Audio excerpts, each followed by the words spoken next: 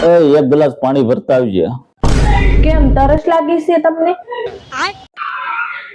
ના, ગળામાં નાખી શેક કરવું છે, ત્યાં લીકેજ તો નથી ને? પાણી ભરતા ને સાનું મને ની લવારી કરતી ત્યાં.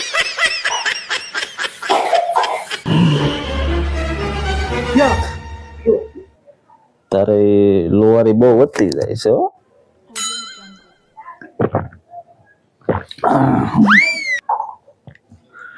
હું તને શું કહું, આપણને લોટરી લાગી હોય તો?